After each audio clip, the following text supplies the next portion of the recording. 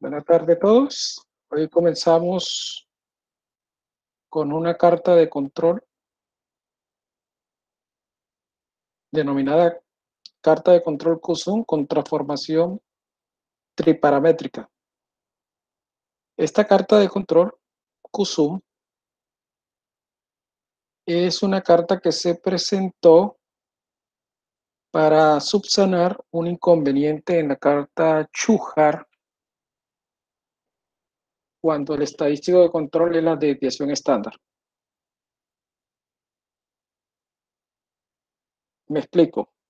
En la carta de control para desviación estándar, la carta XS, y obviamente estamos hablando de la medida de variabilidad que es la carta S, tiene un inconveniente estadístico que es que se parte del supuesto de que esta desviación sigue una distribución normal, cuando realmente no es cierto.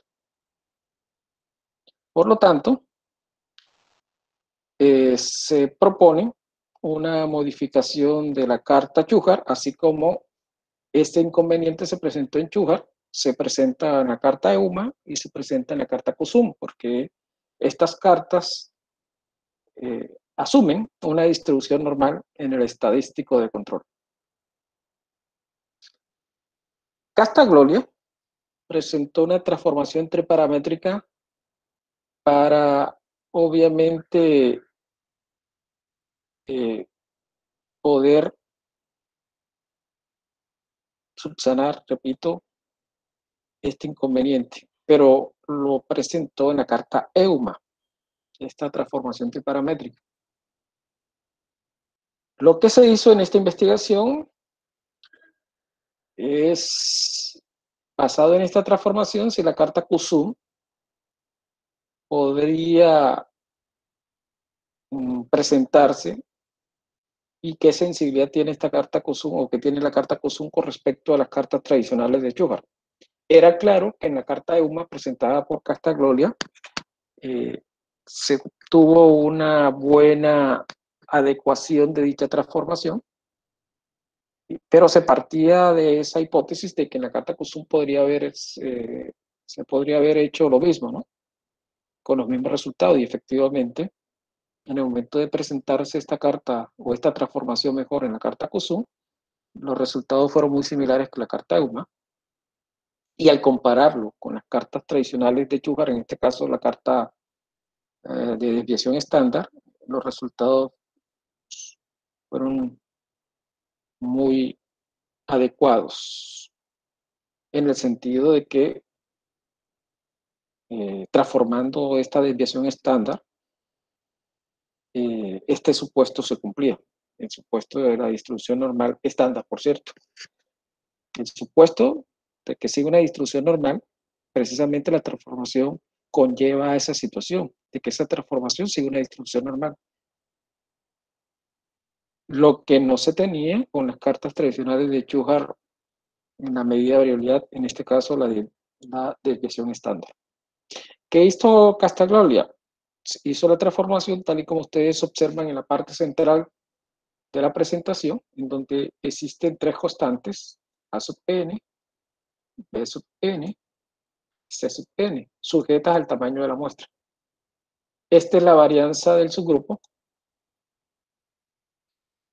Una vez así, realizada la transformación, este estadístico, que es el estadístico obviamente de control en este caso, este nuevo estadístico de control cumple con el criterio de normalidad, distribución normal estándar.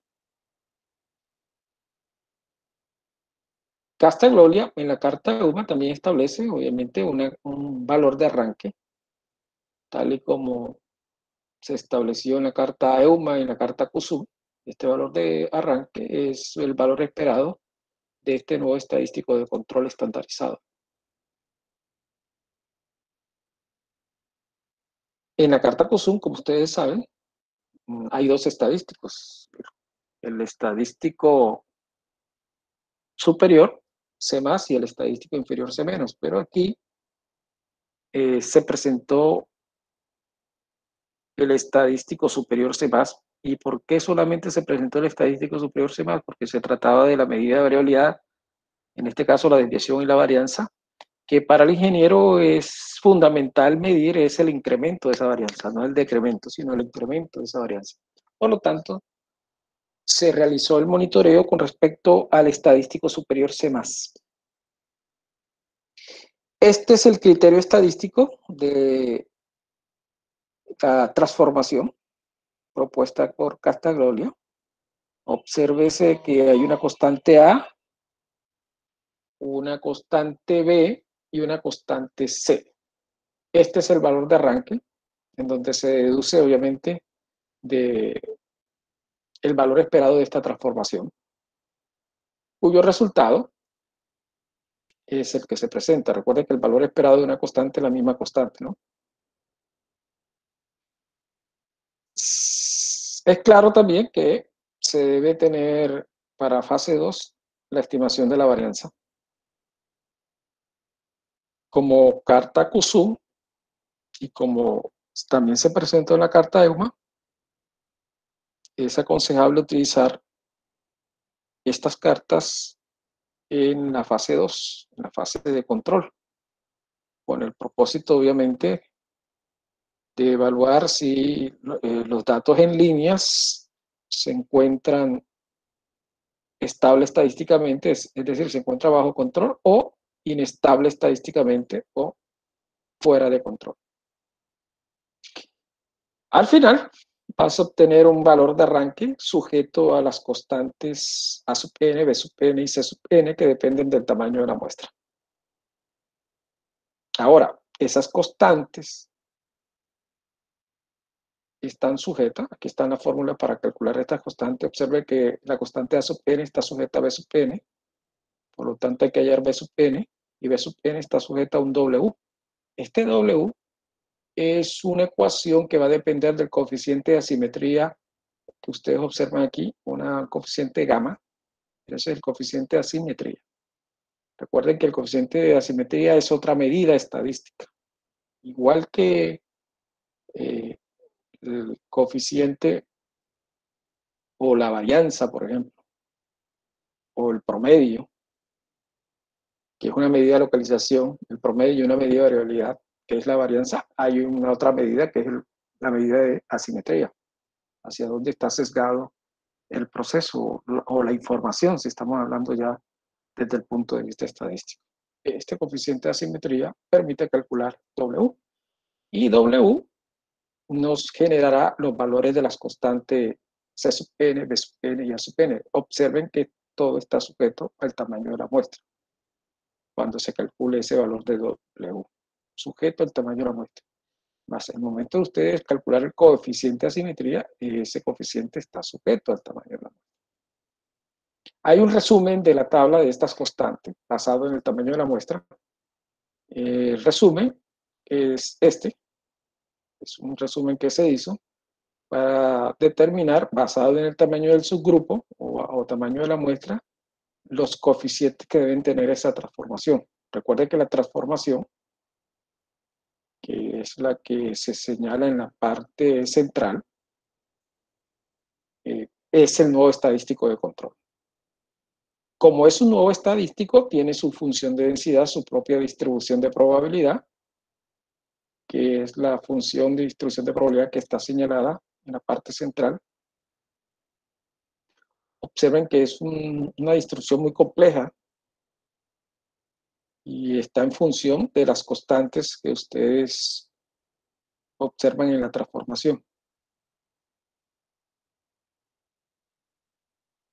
Esta transformación, obviamente matemáticamente, se utiliza, por ejemplo, una expansión de primer orden para poder evaluar el valor de arranque Z sub 0, que es un valor de arranque estandarizado, como les decía anteriormente. El solo hecho de hacer la transformación mediante esta propuesta, realmente lo que se ajusta a este estadístico es una distribución normal estándar. Si es una distribución normal estándar, es claro que su promedio es 0 y una varianza sigma al cuadrado conocida. Este es el valor de arranque final, un Z sub 0, que repito que depende de estas constantes, y estas constantes dependen La constante A sub n, B sub n, C sub n dependen del tamaño de la muestra. Todo con el propósito de poder modificar este estadístico que utiliza Shuhar, que es la desviación estándar, poderla modificar en el sentido de que se cumpla el criterio de normalidad. Ahora, veamos un ejercicio que nos permite la aplicabilidad de esta carta de control. Esta carta de control, mediante esta propuesta, nos indica lo siguiente. Este caso de estudio, ¿no? Nos va a desarrollar esta nueva propuesta. Este caso de estudio se refiere a un producto, un medicamento, hidrocortisona solución, en donde se le hace un seguimiento al llenado de dicho producto. Es el proceso de llenado, cómo se realiza ese llenado de este producto. Aquí está la información de 20 subgrupos. Cada subgrupo, obsérvese que hay 3 observaciones, o sea, el subgrupo es de tamaño 3, n igual a 3. Como el tamaño del subgrupo es n igual a 3, es claro que tendríamos que tomar estas constantes para hacer la transformación.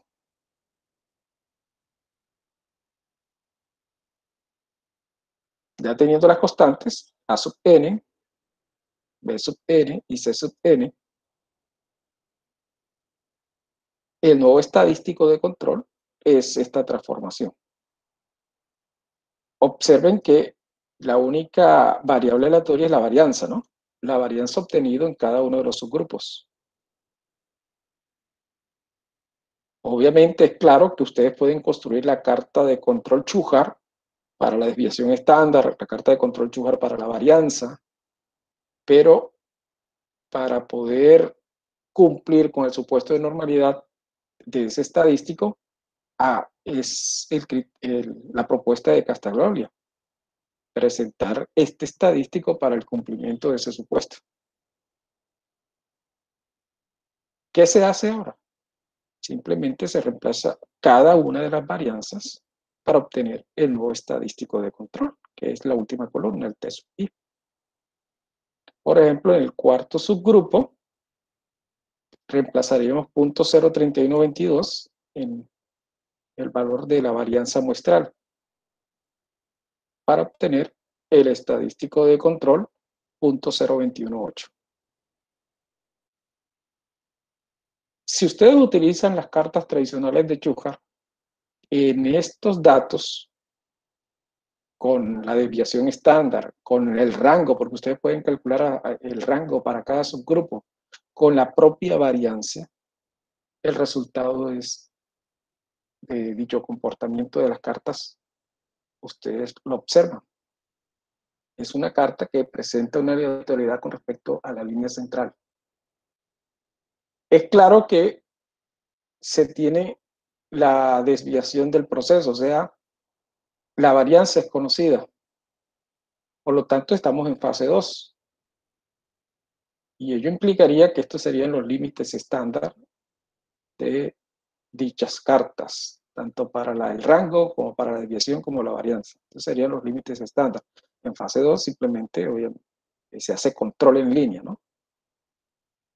Sujeto a los límites estándar establecidos en la carta. Ahora, nosotros también debemos calcular los límites estándar de la nueva propuesta, la propuesta triparamétrica para Kusum. Estos son, obviamente, los estadísticos de control que ya están resumidos en esta última columna. Simplemente aquí se presenta cómo se realiza la transformación. Recuerda que aquí dice el logaritmo de sigma al cuadrado, o sea, del parámetro ya conocido, ¿no? Que sería 0.2. Ya se tienen los estadísticos, los límites de control superior e inferior, definidos basado en la simulación. Estos son los límites de control inferior y superior de la carta. punto 2, 4.13 por punto 2 y 4.13 por punto 2 negativo y positivo. Obviamente es consistente con lo que se tiene en QSUM. Recuerda que es H sigma negativo o H sigma positivo. Aquí es 4.13 y 4.13, tanto para el límite superior como para el límite inferior. Obviamente la diferencia es que uno es negativo y el otro positivo. Pero este valor de H es considerado porque cumplió con el criterio de la confiabilidad del 99.73%. Si ustedes multiplican 4.13 por punto 2, eso da un límite de control inferior de menos 0.82 y límite superior de 0.82.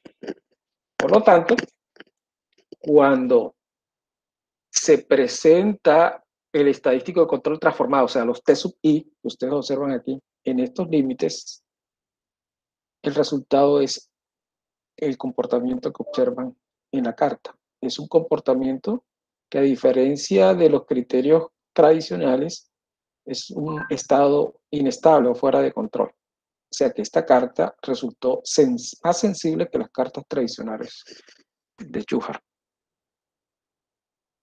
Igual pasó con Neumann, ¿no?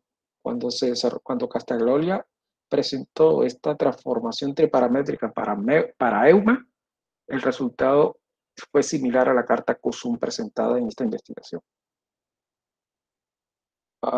Sí es cierto que la carta EUMA se hizo más sensible para ciertos valores de ciertos incrementos de la desviación estándar, mejorando esta carta QSUM. Pero al comparar esta carta QSUM con las cartas tradicionales, obviamente resultó una diferencia significativa en cuanto a los resultados y el análisis obtenidos, así como se presenta en este caso de estudio. Obsérvese que la transformación arrojó un resultado totalmente diferente al criterio establecido en las cartas tradicionales. Ahora, yo les había presentado en secciones anteriores a un concepto que se llama señal de alarma. Señal de alarma es un punto fuera de los límites. Ese punto fuera de los límites, que se debe a una causa asignable, que es una causa no natural del proceso, debe tener o poseer una distribución. Si ustedes le hacen un seguimiento a cada punto representa un estadístico de control de una muestra, ¿no? Un estadístico que obviamente el estadístico proviene de una muestra. Recuerda que la palabra estadístico implica que proviene de una muestra, de un subgrupo. Entonces, cada subgrupo se le calcula el estadístico. Si este es el estadístico de control, se lleva a la gráfica y uno espera que ese estadístico tenga un comportamiento aleatorio, que no exista señal de alarma, pero puede ocurrir una señal de alarma. Entonces, la señal de alarma para el ingeniero, en este caso, es el éxito, es decir, es el evento de interés. ¿Eso qué significa? Que esa señal de alarma debe seguir una distribución. Y la distribución que se ajusta a ese comportamiento de que cuando exista ese evento de éxito, que es la señal de alarma, uno se detiene y evalúa la causa, ese comportamiento, ese tipo de fenómeno, se puede ajustar a una distribución geométrica que tiene el mismo criterio. La distribución geométrica es aquella distribución en donde hay una secuencia de eventos y uno se detiene en el evento de interés, que es el éxito. Entonces aquí la señal de alarma será el éxito. El mismo criterio, repito, de una distribución geométrica. La distribución geométrica está definida de la siguiente manera. P por 1 menos P, X menos 1, donde X es la ubicación del éxito. X es la ubicación del éxito. Ahora, la variable aleatoria X aquí sería la longitud de corrida, o sea, cuántos puntos se presentan en la carta hasta que ocurre una señal de alarma. Recuerde que la señal de alarma es el evento de interés, es el éxito. el evento de interés. Por ejemplo, si yo les dijera, necesito determinar que en el 10º subgrupo ocurra la señal de alarma, X será 10, porque estoy indicando en qué posición debe ocurrir el éxito. Como la señal de alarma sigue una distribución geométrica, el promedio de la distribución geométrica es 1 sobre P, 1 sobre la probabilidad de ocurrencia del éxito. Ese es el valor esperado de una distribución geométrica. Veamos en condiciones normales qué pasaría en una distribución geométrica o cuál sería el promedio de una distribución geométrica en una carta de control en condiciones normales. Recuérdese que una señal de alarma es aquella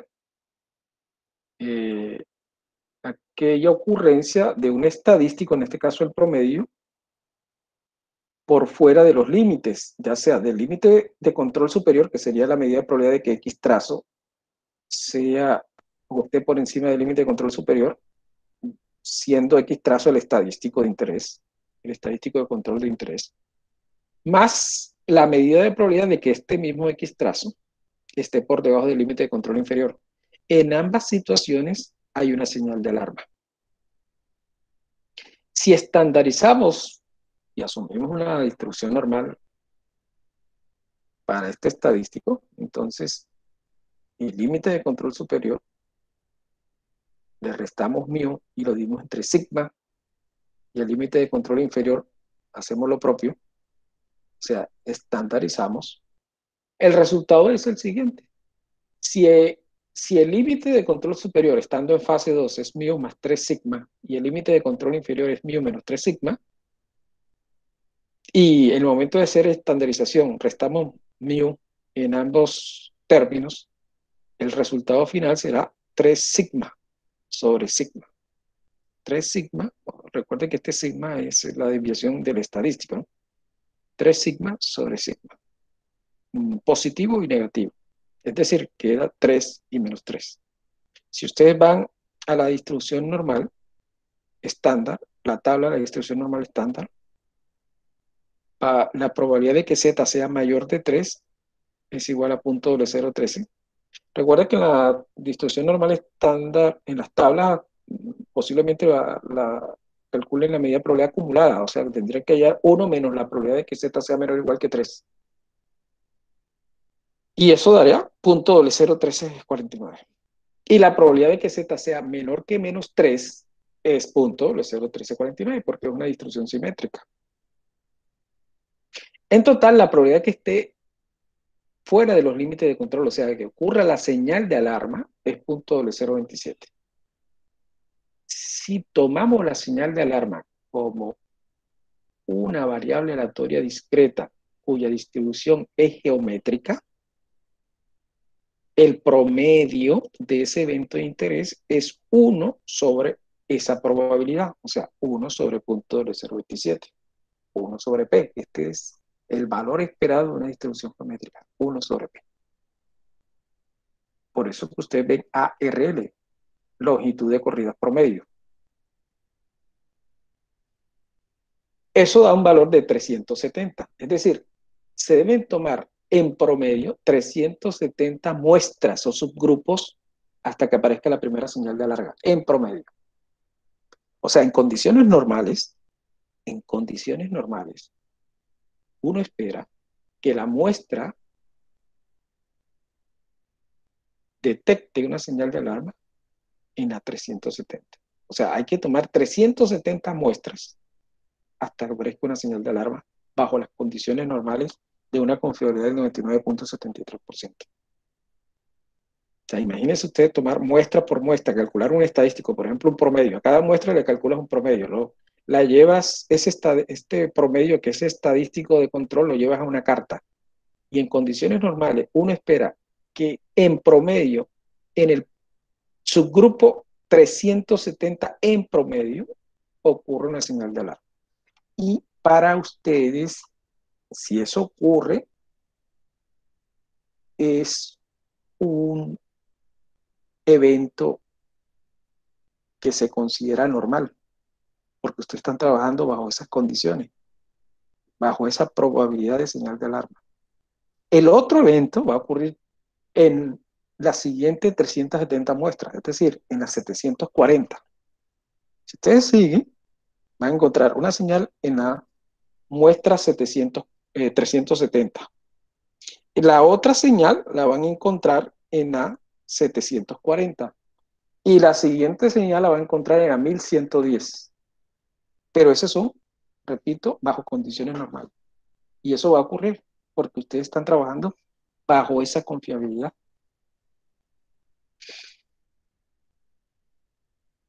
Esta es la manera de calcular la probabilidad de señal de alarma para cualquier carta. Ahora, imagínense el caso que ustedes varíen la desviación estándar. El sigma de X trazo que ustedes observan aquí, lo modifiquen o modifiquen el mío. Si ustedes modifican el valor de mío, o sea, modificar lo que significa que digan, hombre, este mío pasó de 100 a 110 y el nuevo mío es 110, siendo que el original mío era 100 y pasó a 110. ¿Qué pasa si hay un corrimiento de ese promedio de 100 a 110? Ya no puedes cancelar porque ya no es el mismo mío. Y si no es el mismo mío, el resultado que te va a generar aquí ya no será 3, sino un valor menor de 3, porque este mío, si tiene un corrimiento positivo, o sea, hacia la derecha, es mayor que este, que el, que el considerado estándar. Y si es un valor menor que 3, te genera una medida de probabilidad, obviamente, más pequeña. O una medida de probabilidad, bueno, más pequeña en términos de que sea menor o igual que 3, menor o igual que ese valor, ¿no? Pero si es mayor que 3, es 1 menos esa probabilidad, o sea, un error mayor. Y si te genera un valor mayor del error o de la señal de alarma, este valor será mayor, por lo tanto, esta longitud de corrida será menor. En otras palabras, si hay un corrimiento, uno espera que la carta lo detecte más rápido. Porque si yo le digo, dado un cambio de mión, que aumentó mión, el valor de Z es menor en esta medida de probabilidad, por lo tanto, el error será mayor, por lo tanto, el ARL será menor. ¿Ello qué implica? De que si es menor es porque detectó más rápido la señal de alarma bajo ese corrimiento.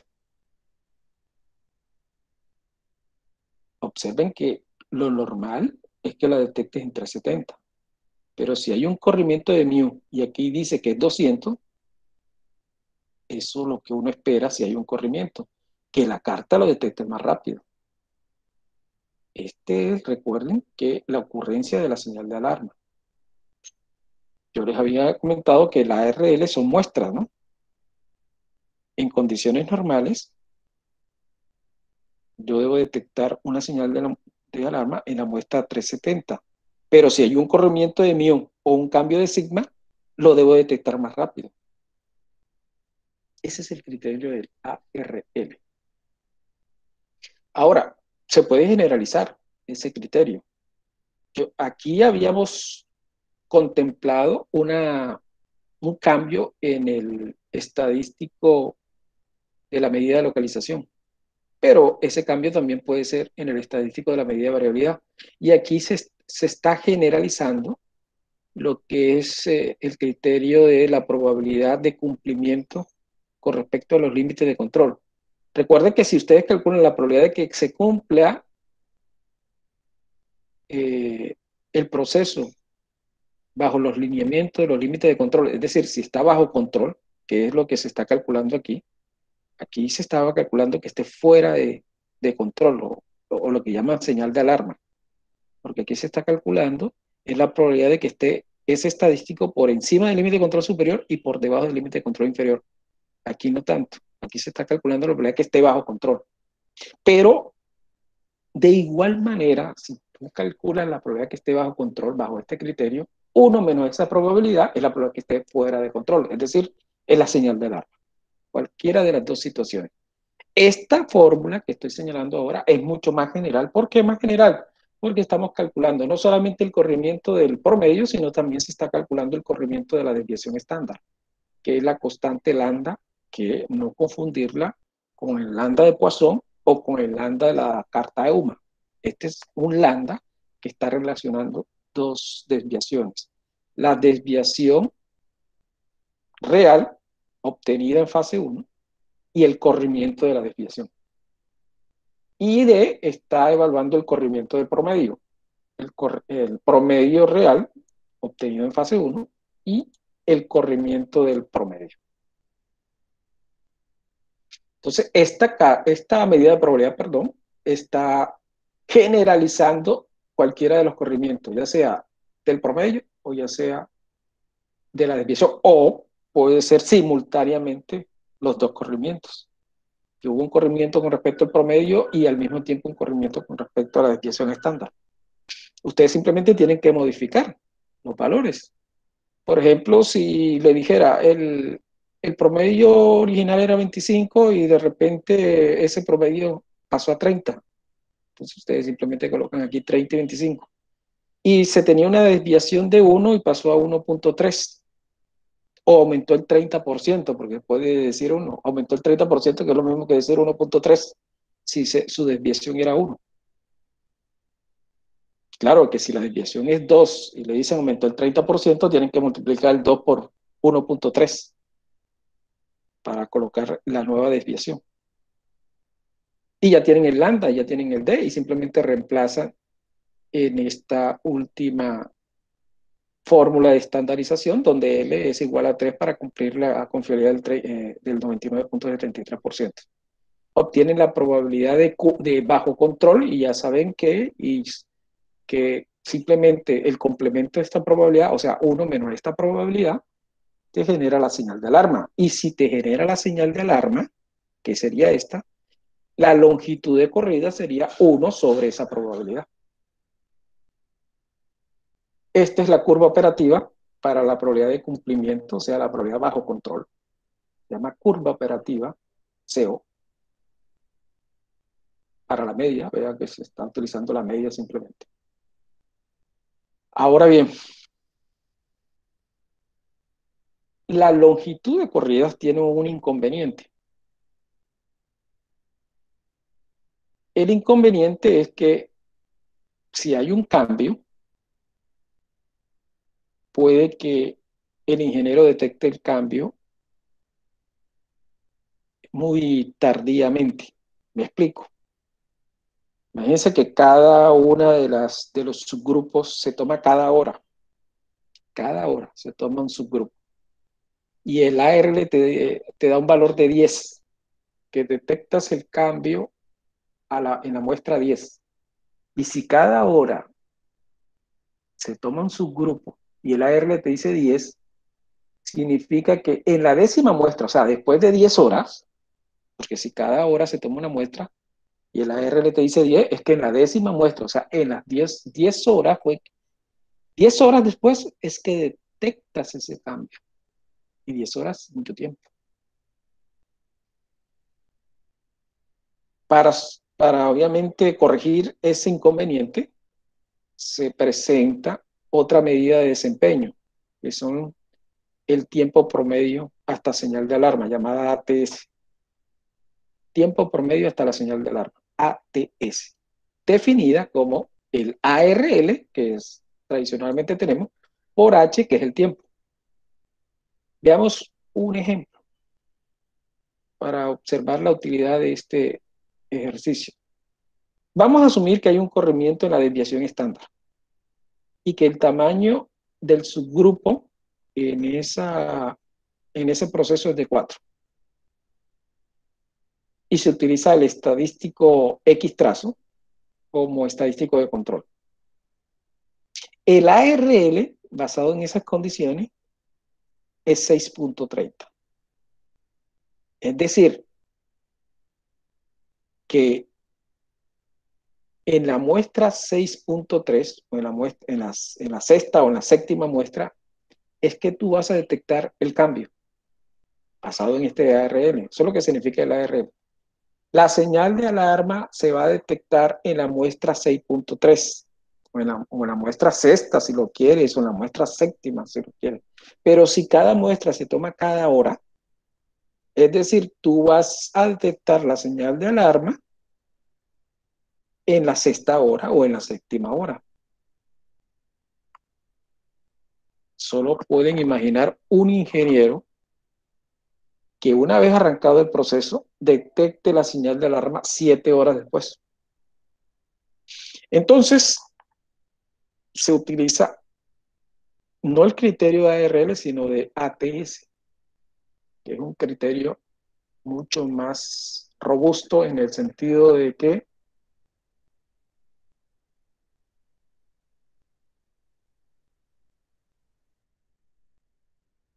el corrimiento. Cuando sucede eso, de que el ARL obtenido te genera una tardía reacción para detectar la señal de alarma, se trabaja con el ATS. ¿En qué sentido? Se puede darse cuenta que con el ARL, en este mismo ejercicio, se detectó la señal de alarma 6 horas después. Ahora, si tú a H ya no lo tomas por hora, sino cada media hora, es decir, H es 0.5, ya el ATS es 3.15. Observe la diferencia entre ARL y ATS. ARL no está sujeto al tiempo. En cambio, el ATS sí está sujeto al tiempo H. Entonces, si dice cada media hora, entonces no vas a esperar 6 horas, ahora vas a esperar 3 horas y 15 minutos, o aproximadamente, ¿no? En la tercera muestra, si fuese por hora, ¿no? Pero si tú a H le colocas el valor de 0.5, implica cada media hora. Y si es cada media hora, un ATS de 3.15 implica que en la tercera muestra vas a detectar el cambio. Miren que aquí era la sexta muestra y la sexta muestra implicaba la sexta hora o 6 horas después. Aquí en la tercera muestra vas a detectar el cambio, pero no será por hora, será cada media hora. Recuerda que se está tomando muestra o se están tomando muestra cada media hora. Es decir, en hora y media vas a detectar el cambio. O sea, pasaste de 6 horas y media a hora y media. Es por ello que el ATS es la medida de desempeño que se está utilizando en vez del ARL.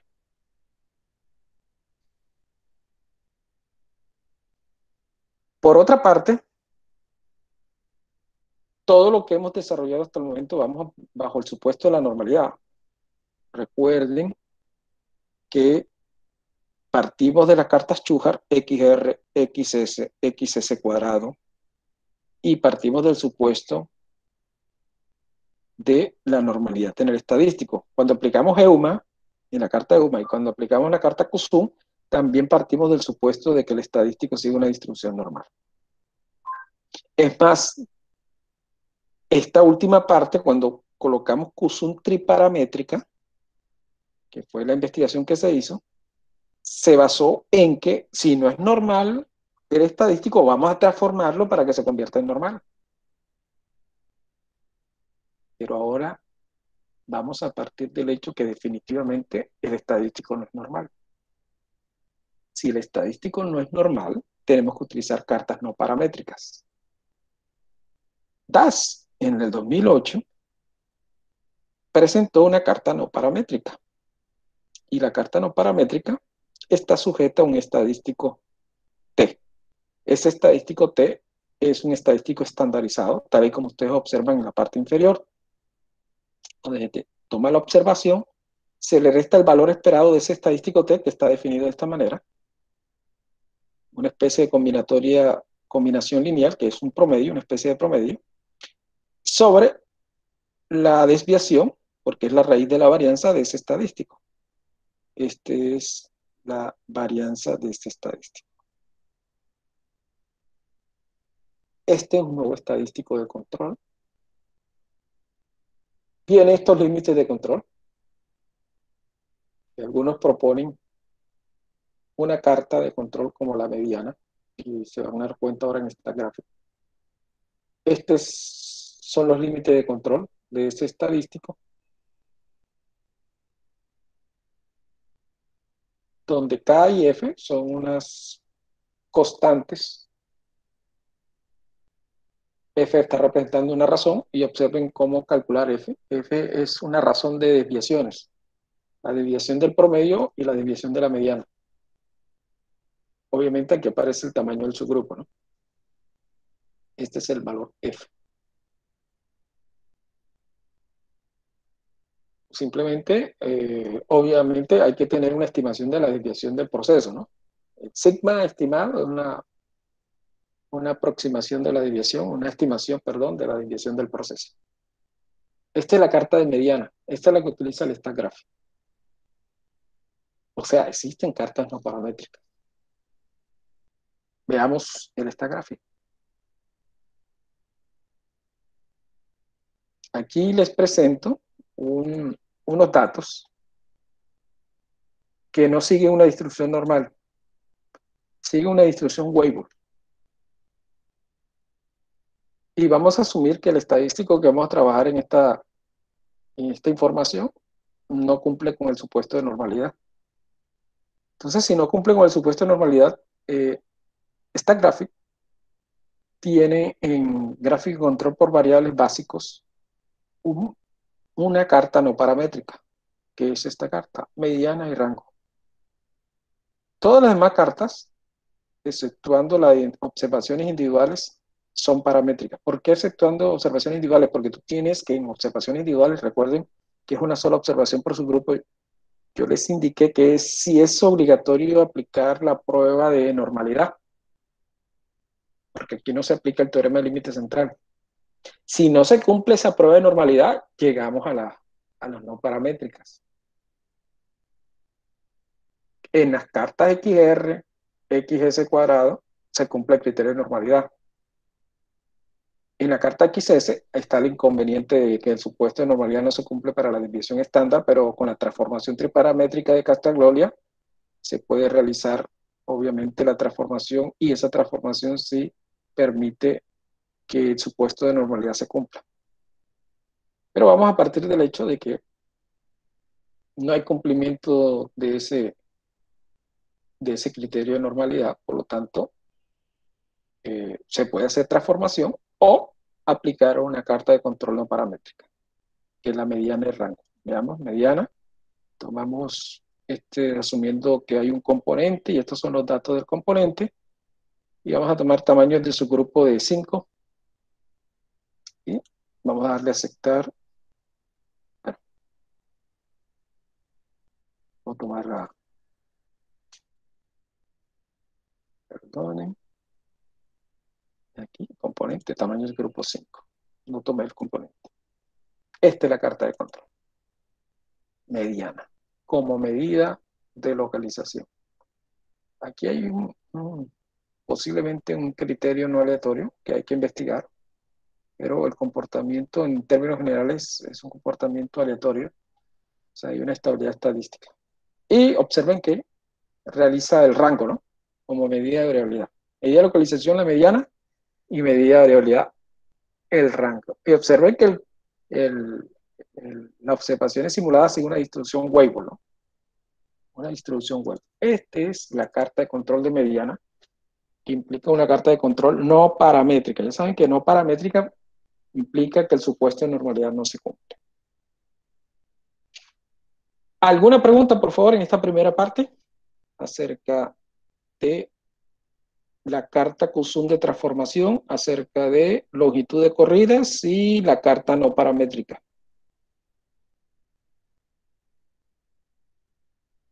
Profe, una pregunta. Sí, coménteme. En los límites de control de la transformación de la carta Q-sum, siempre son menos 4.13.